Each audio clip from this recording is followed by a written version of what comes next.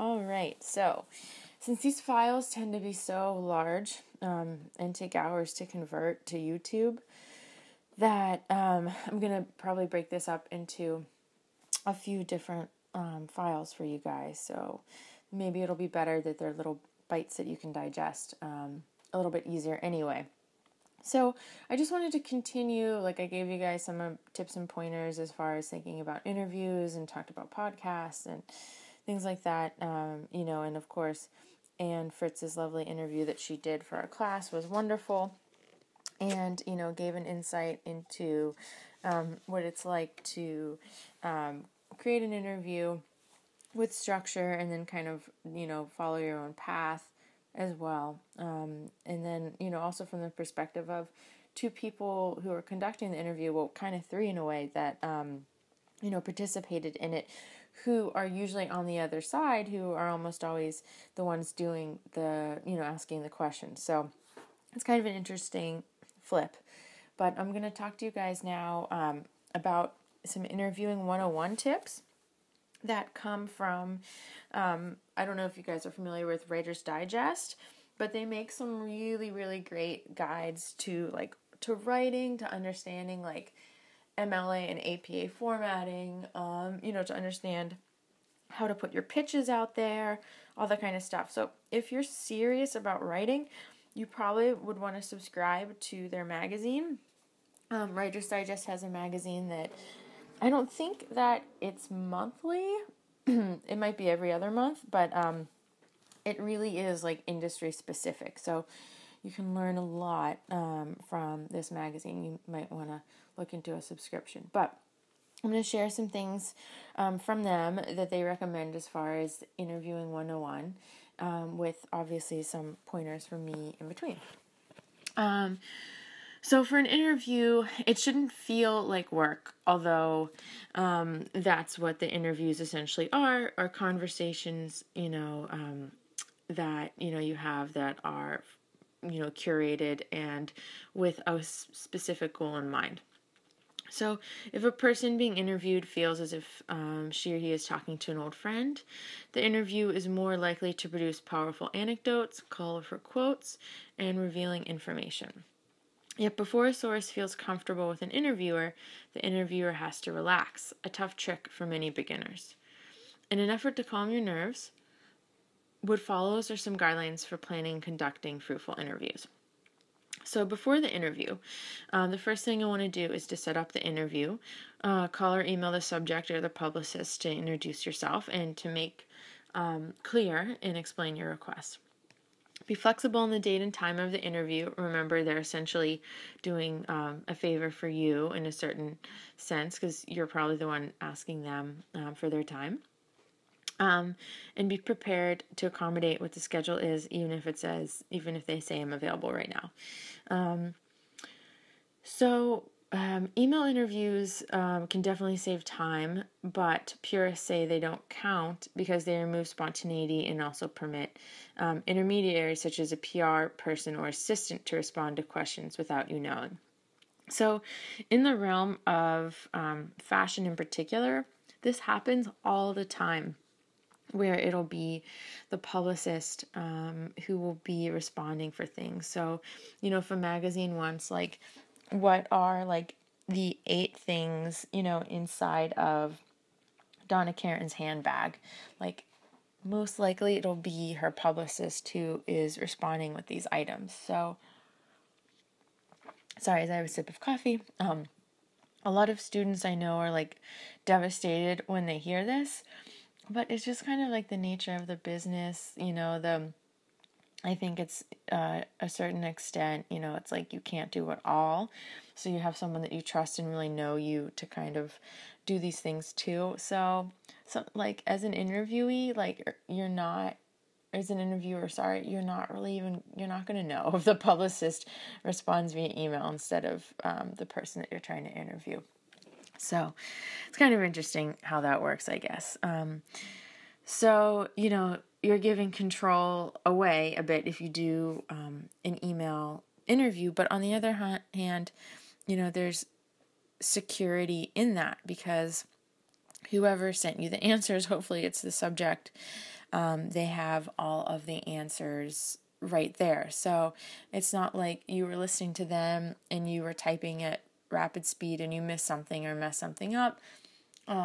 It's really hard for someone to be misquoted if they've written it down themselves. So for me, that's kind of my favorite part about doing an email interview, is that it's all there, so there's no confusion over the question and answer whatsoever.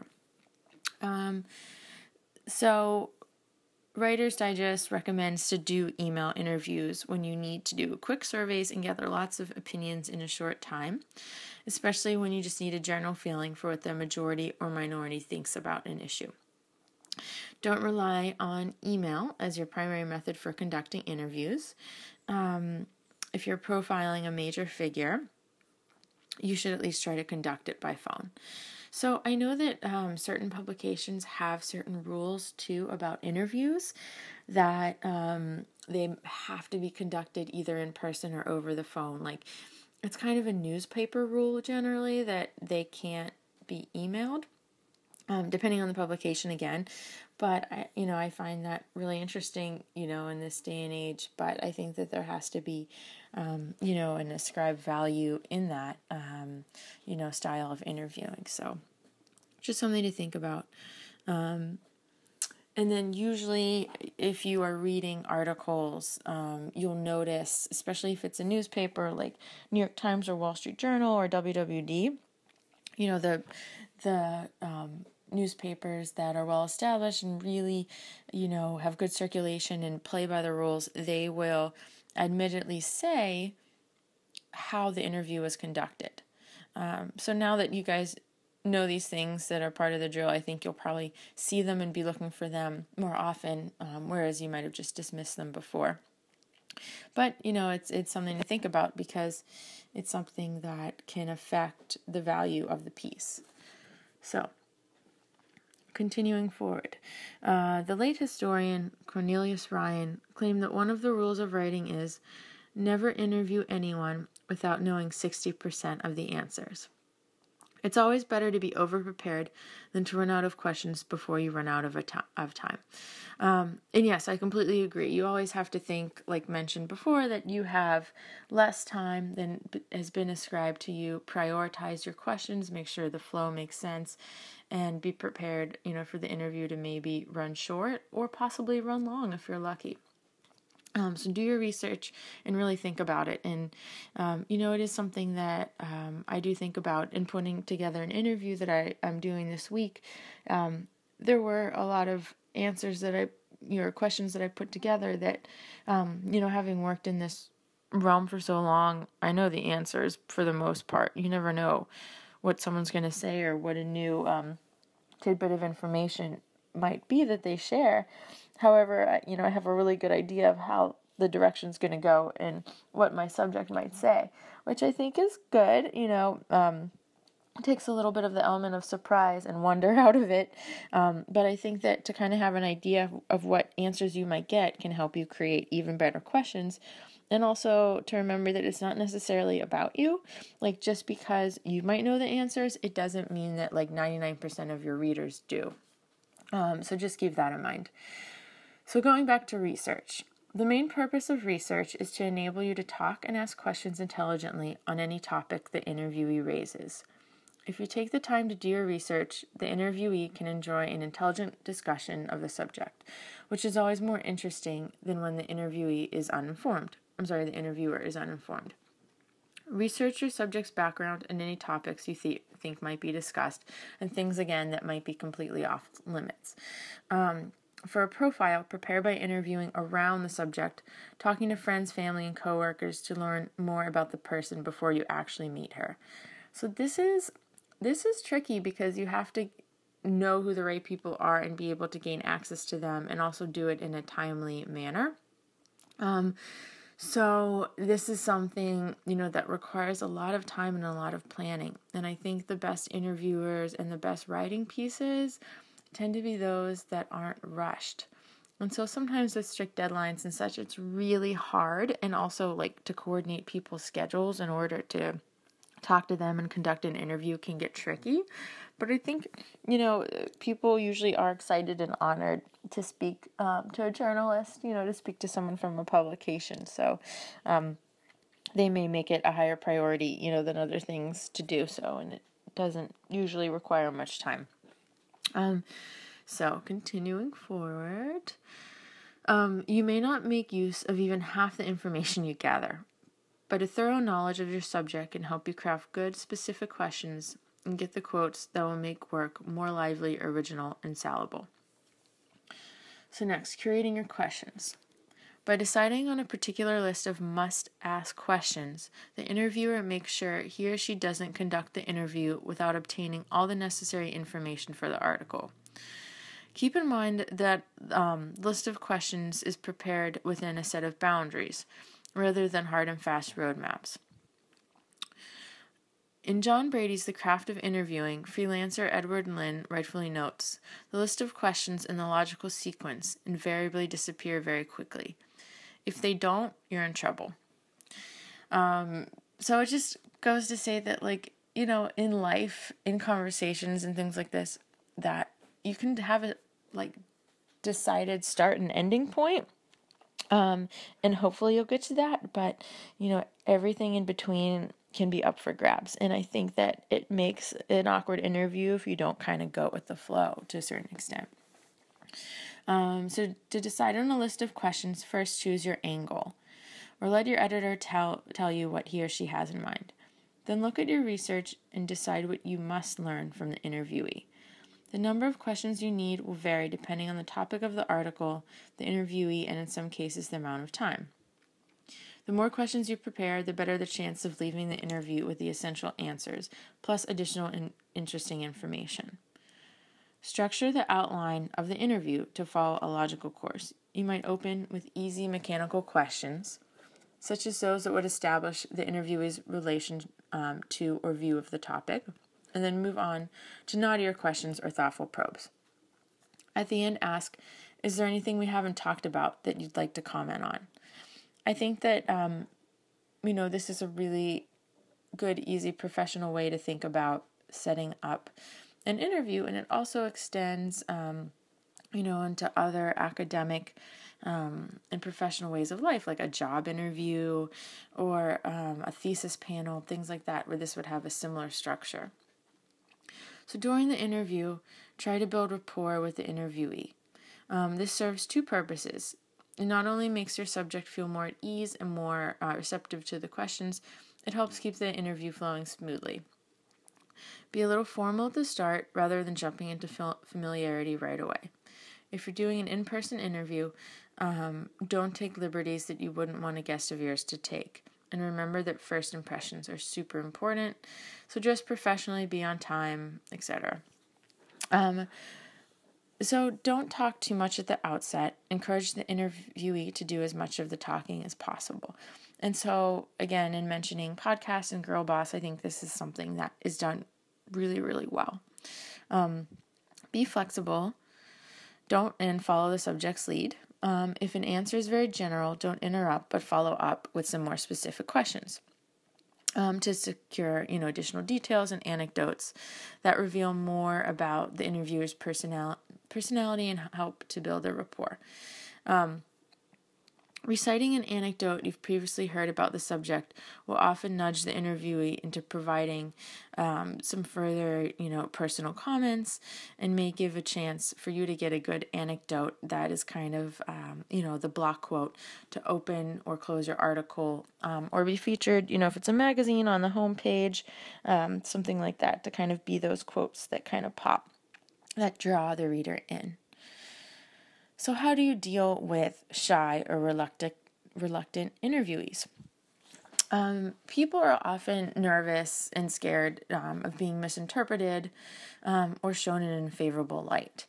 Depending on the publication and the journalist's reputation, this may contribute to this kind of attitude. So I think, establishing trust is super important, and it's really important to ask the right questions and give the interviewee the right amount of information about the article. So as a writer, you never really make promises about what will be included in a piece and what won't be, and when it'll run and all that stuff. So you can, make larger assumptions like, it probably will be in next week or the week after's, Thursday style section or something like that. But, don't ever promise that a quote will definitely make it in, that, it'll run on a certain day, or even that it'll run at all. But I think giving the interviewee enough information about, like, the scope of the piece and what your intention is very important, because that'll help to establish, the trust and, to get the conversation going. So, when faced with an attitude of, someone who might not be able to sure if they can trust you, you can just add to the point that this is, really great to speak with them for the need of some additional public information about the subject in which they are an expert. Of course, always being authentic, sincere, and enthusiastic can help this person feel more at ease and open to sharing his or her knowledge. So continuing forward, I'm trying to think of what might. So if it seems that your subject is kind of stalling and hesitant, but there might be an area where they were talking a little bit more, you can go back to that. You can pause there, and try to develop as much as you can out of that specific subject or area of interest. Because then once you get them going, like human nature, there's a good chance that they'll warm up and you'll be able to continue on with, the content that you had planned, and the points of interest to go over. So recording the interviews. Recorders, both digital and tape, allow you to concentrate on conducting the interview and observing your subject in his surroundings. So this is so important. I, for a long time, hesitated from relying on recording, and would, if I was doing a phone interview, really just like type furiously. I can type pretty fast, which is a huge asset. But in-person interviews, sometimes I would take notes, but it's really so much better to record them. It really takes, the focus away from you and scribing, and gets it towards a more human interaction where you can, again, have, react, smile, observe their, their gestures and their body language, and see how they're feeling and how everything's going in the interview. So I definitely encourage doing a recording if you can. And so everyone that I ever see doing one is always just holding out their iPhone. And so speaking of, at the end of this interview, 101, I'm going to attach an interview very quickly. I mean, it just flows that you barely even hear me whatsoever, because a lot of these pros just know the drill of like going through all of the products and getting the look and how it came to be and everything backstage.